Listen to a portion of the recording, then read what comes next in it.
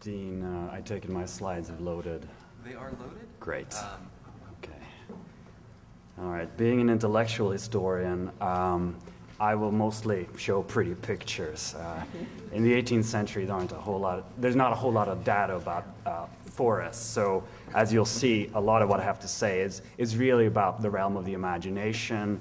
And one might say that my work connects mostly with that of Richard Grove, his rather famous book, Ecological Imperialism. In some sense, what I'm talking about is a kind of counterpoint to Grove's work.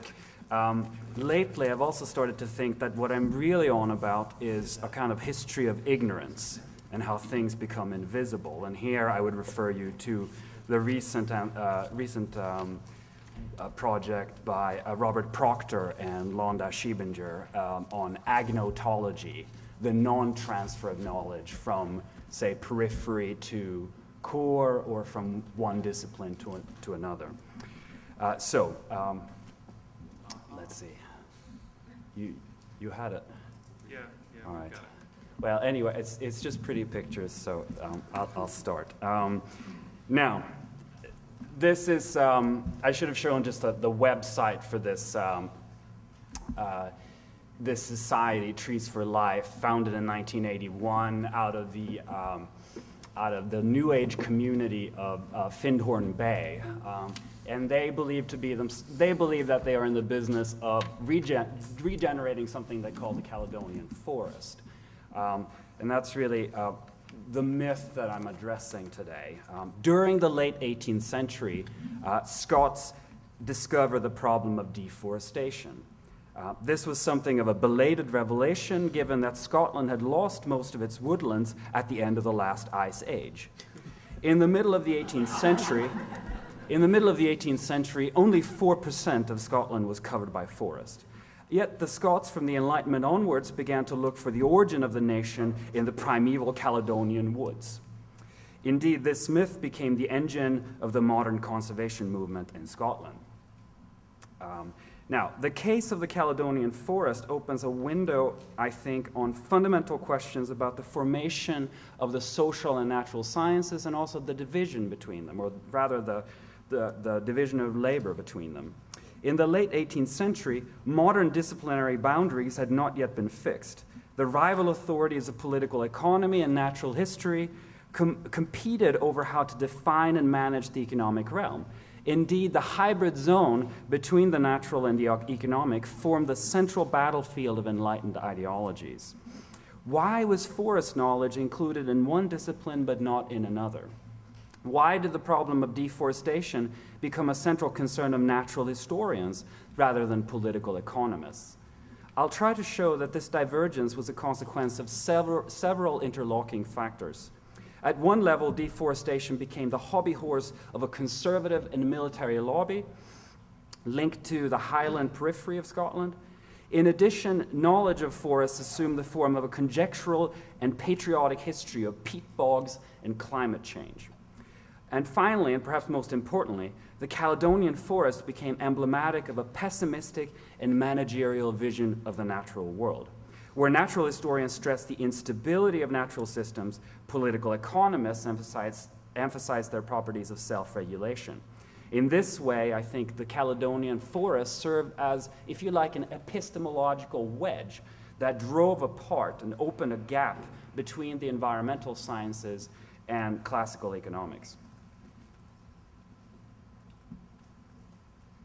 Now, the first thing to know about the Scottish Enlightenment is that it flourished in a time of increasing environmental pressure. At the end of the 18th century, the British economy was pushing up against its organic limits. Yet the path forward into a mineral energy economy was not clearly perceived either by politicians or intellectuals. This, I think, is crucial. We have to do away with the idea of the Scottish Enlightenment as a sort of step towards triumphant industrial modernity. And when we do so, we become attuned to how environmental anxieties shaped intellectual concerns in this period. As we'll see, on this notion, one can actually read Adam Smith as a kind of forefather of ecological economics. The Scottish planting movement involved a broad alliance of Tory landowners and politicians, as well as their intellectual sidekicks. It began to gather momentum from the 1760s onwards. The mission to plant new forests was cast as peculiarly aristocratic. The great landowners like the Earl of Haddington regarded tree planting as an act of paternalist foresight. So if you like, there's a sort of elective infinity here between conservatism, Tory conservatism, and the afforestation agenda. Plantations were seen as a means of redeeming the wastelands of the north and fulfilling what was believed to be a providential plan of optimal land use. This rhetoric was in turn linked to increasing worries about the timber supply. During the Napoleonic Wars, the 4th Duke of Atholl, who's the subject of a case study I've carried out, converted his mountainous estate into a massive plantation of large trees, intended as a substitute for the dwindling oak stands of England. So here, in other words, planting was becoming a matter of national security and an imperative of strategic autarky in wartime.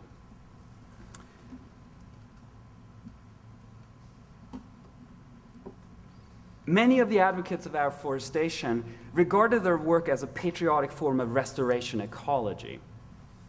They were merely returning Scotland to its ancient and authentic state. Over the period 1760 to 1815, a host of them put together what you might call a speculative history of Scottish woodlands, drawing on ancient history, oral tradition of plebeian tenants and subtenants, as well as botanical surveys. And their pièce de résistance, in terms of evidence, was the numerous buried roots, stumps, and sometimes entire trees submerged in the peat bogs of the Highlands and the Hebrides. These were said to be the remnants of a great pine forest. In reality, these stumps were often up to 4,000 years old, but the 18th century naturalists tended to date them as Roman or much more recent. Frequently, they concluded that these woodlands had been destroyed by foreign invaders. Alexander Blackadder's report to the Agricultural Society of Edinburgh is strikingly characteristic of this line of argument. Blackadder laid the blame on the Roman Emperor Severus. After waging a futile campaign in Scotland, the emperor had come to the conclusion that the Caledonians could only be destroyed through an act of biological warfare. Consequently, he ordered his legions to exterminate the trees of Scotland. So here, in other words, the Caledonian Forest is starting to become associated with a range of images of patriotic resistance and heroic national identity. Now, the final part of this new science of the Caledonian Forest is a conjectural history of climate change. And this line this line of research culminates with the work of William Ayton in 1805 in his treatise on the origins, qualities, and cultivation of moss earth. Ayton's main thesis was that the great peat mosses, and this is the moss of Flanders and Stirlingshire, the great peat mosses of Scotland had been produced by the destruction of the native woodland, and that peat itself was a product of decaying wood left to rot in the ground.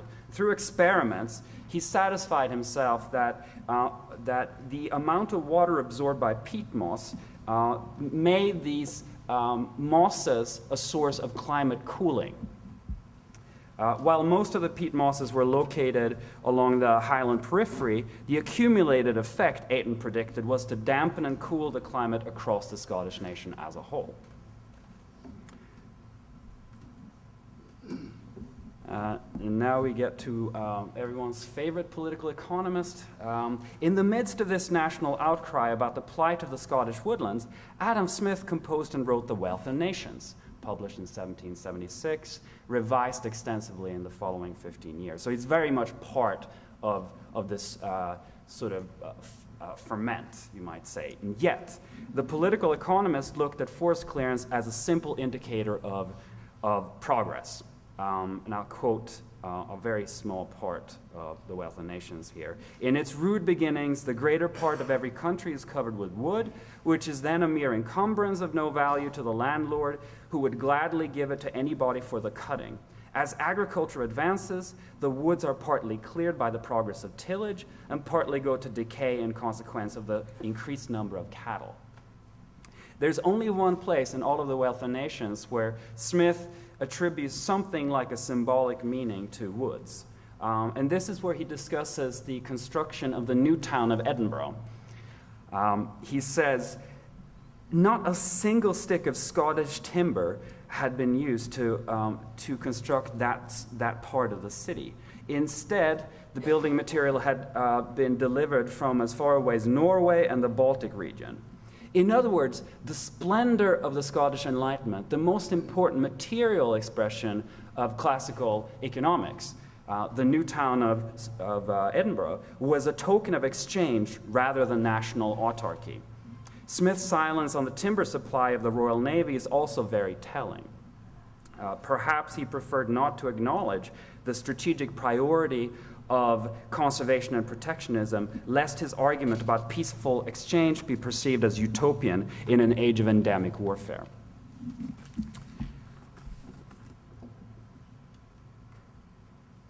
Little of this is perhaps surprising to anyone familiar with Smith's general theory. However, it would be wrong, I think, to reduce his notion of the forest simply to a calculation based on commercial considerations alone. There is, I think, a hidden subtext in Smith's argument, if you like, a political ecology underpinning his ideal of commerce. The stability of the natural world in Smith served as a model and a guarantee of the operations of exchange. For this notion of a benign natural economy, he was indebted to the theories of natural philosophers like Newton and Linnaeus. For example, Smith famously compared the natural price of commodities to the force of gravitational attraction. He also used Linnaeus' notion of the natural economy to think about self-regulating processes in the exchange economy. Indeed, Smith acknowledged the power of ecological limits in a very concrete sense. His economic model was ultimately a closed system rooted in agrarian production. However, equally important to notice is that this was a highly selective use of natural knowledge. Smith wasn't interested in all the reports of the natural historians, which tended to focus on ecological degradation, decline, hurricanes, volcano eruptions, floods and droughts, and so on. You have here, so this is where we get to the pretty pictures. That's the destruction of Lisbon in 1755. One of the well, no pun intended, seismic events of the Enlightenment, which, of course, struck people like Voltaire as a fundamental philosophical issue to deal with. And then we have the Bruegel painting representing Smith's world of stability on the right. Now, how to make sense of this? Well, the selective appropriation of natural knowledge, I think, offers the final explanation for Smith's indifference towards deforestation. Simply put, climate had no history in his economic theory. Instead, Smith assumed that the influence of climate was uniform over time and distributed regularly in space according to zones of latitude. This was a geometric ideal of the natural world with roots in antiquity. The function of the climate here was to produce a natural basis for exchange. Different climate zones generated varying natural advantages of agriculture across the world, which in turn stimulated international trade. Climate was thus a mechanism by which Providence had imbued nature with a possibility and necessity of commerce. So to conclude then, what I think we're left with here is the myth of the Caledonian Forest assumed a natural world susceptible to violent ecological swings, natural disasters, and fundamental alterations. The myth also dictated that the state and civil society must be mobilized to counteract these movements when necessary. Last but not least, the myth gave natural historians a central role to play in guiding the work of ecological planning and restoration. For all of the reasons I mentioned, this was, of course, anathema to Smith. Yet, I think his silence on the subject of the Caledonian Forest may have had the ironic effect of sanctioning a division of labor between political economy and natural history. As Smith's fame grew and his mode of economic analysis began to shape government policy, the problem of ecological degradation on the periphery was left unattended for others to exploit. Thus, by rendering the Caledonian Forest invisible in the wealth of nations, Smith may have unwittingly helped to consolidate the economic authority of natural historians on the margins of the nation and the empire. Thank you.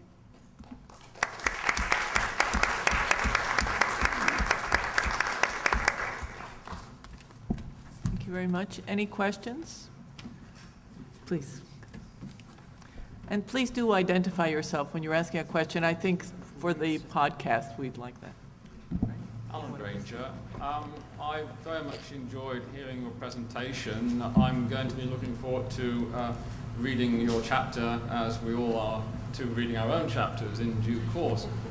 But you raised so many questions here, and one of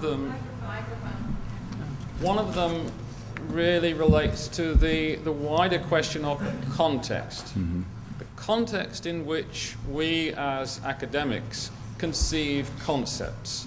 And you clearly put your finger on a number of issues here, but I wonder whether you haven't missed putting your finger on some others. I wonder whether the Caledonian Forest was as important as perhaps all the plantation work that you referred to very bit, because that was important going on. The other thing is that people have said, and you alluded to this, that Adam Smith took very much greater care or was very much more aware of the environment than anybody else since, certainly in neoclassical economics. Right. So the fact that he did and other people didn't, I think might repay much more careful attention. Mm-hmm. There's a lot of work to be done. The question is, where do we go from here? I'm not convinced about ecological economics. It's interesting, but it doesn't take you very far. I mean, in my estimation, some really interesting possibilities come out with some work being done now in new institutional economics, mm-hmm. which can at least help us to take us away from the institutional, tight institutional constraints on which neoclassical economics has been framed for so long, and widen out to see, well, what is actually driving the way in which economics and economies are framed. And maybe once we go a little bit further than this, we can go back to Adam Smith and say, well, he knew some things, but not perhaps everything. Right. Thank you. Much of this work really began, to address your question, as a commentary on the sort of the political subtext of ecological economics, and I agree with you that it is a flawed alternative so far. I'm not so sure about institutional economics as the ultimate savior here, but let me say that I think it does repay to go back to Smith and for that matter to Malthus and J.S. Mill to look for early conceptualizations of a steady state economy. Now, what I'm interested though in is obviously what is missing from the picture. And I think this notion of a gradual divergence of environmental expertise from the appeal to nature in political economy gives some of the answer to this conundrum, right? That in some sense, however limited, however bounded a world you see in Malthus and J.S. Mill, it's also a vision of a model of nature that is more and more abstract, more and more thin. I mean, I haven't even addressed the whole issue of peasantries here. I could easily talk for another 10 minutes about this issue in both Smith and the natural historians. And you'll see there, too, a kind of empirical divergence.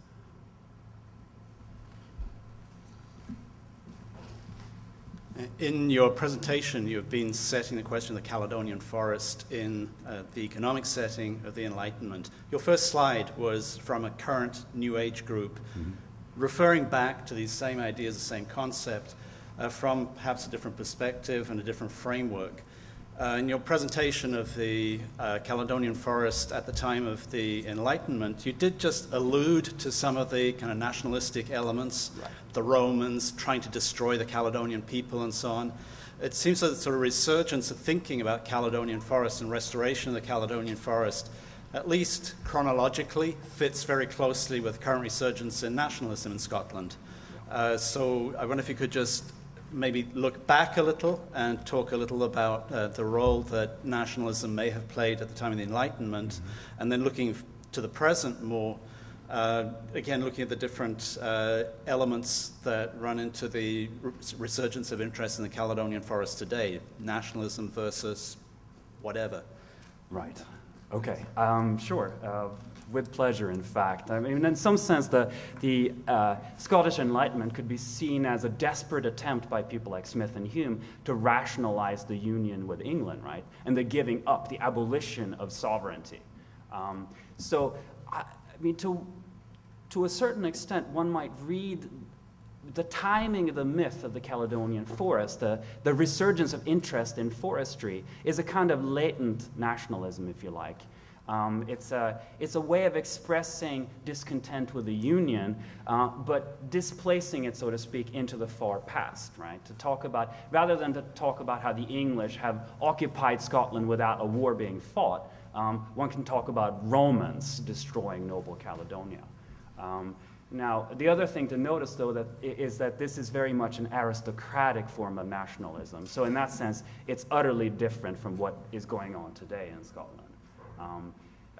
I mean, I think that the Scottish Enlightenment is best conceived of as a kind of a way to rationalize the doings of a military agrarian complex. So basically, you've got the great landowners of Scotland dominating the economic scene and doling out the patronage, paying for the sinecures of the intellectuals, and also, of course, having a finger in the making of the Second Empire, sending out their sons and their second and third sons out to India to make a killing in Bengal. So I mean, if we pull in more of the context, you see that the picture gets, in some sense, even more sinister than I've alluded to here. I have a question. Sure. I wonder if you wouldn't want to speculate a little bit about the role of nature, nation, and narration in the periphery in general at that time. Of course, there's, in much of Europe, you could make reference to a past of culture, whereas peripheral states seem to be using natural imagery and natural narratives a great deal more. The United States, of course, being emblematic in this regard, the Brazilian states being, the state at the time being, using nature and sort of triumphant nature as sort of a space for the creation of nature rather than referring back to culture itself as being the source of nationality. I wonder if you'd just like to speculate a little bit about this, maybe from the point of view of comparative peripheries, particularly vis-a-vis the question of Richard Grove. Right. Here I guess I would point not to the Scots so much as the Swedes. Mm-hmm. You see, because a lot of these natural historians fashion themselves as scientists by appealing to Linnaeus. Mm-hmm. And Linnaeus is, to me, a profoundly important political character because he valorizes the periphery and the nature of the periphery as the source of a kind of alternative to empire, if you like. Sweden, in Linnaeus' time, had lost its territorial empire and had no way of getting out on the high seas to get a slice of India.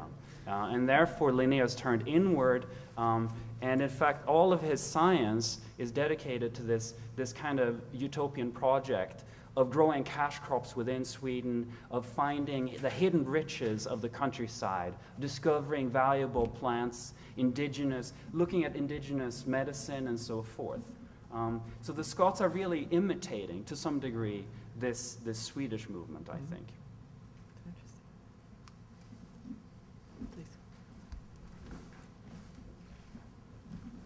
Could you elaborate a little on your critique of Grove? Because sure. Obviously the abstract's unfair to the paper, because in the abstract you say that Smith drew on the ideas of Peary, Boyle, if I'm pronouncing that right. And one of Grove's arguments, of course, was that expertise was important in managing these tropical island colonies, which were undergoing enormous change. So could you just elaborate a little? Sure. I guess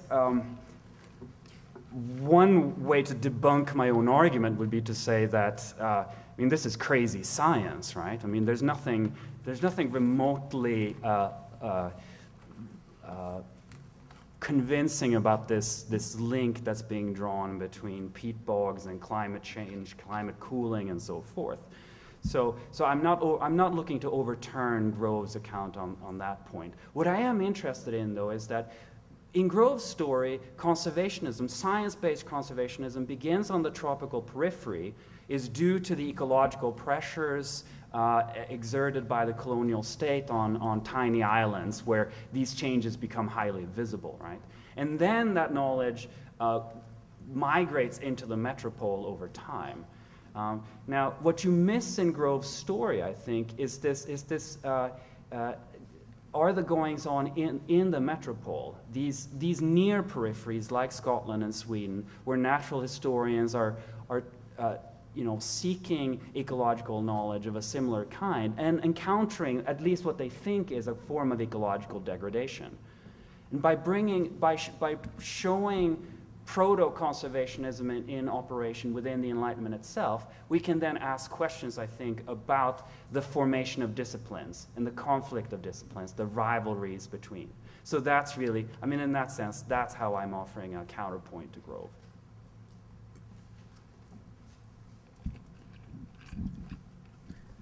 Well, thank you very much again.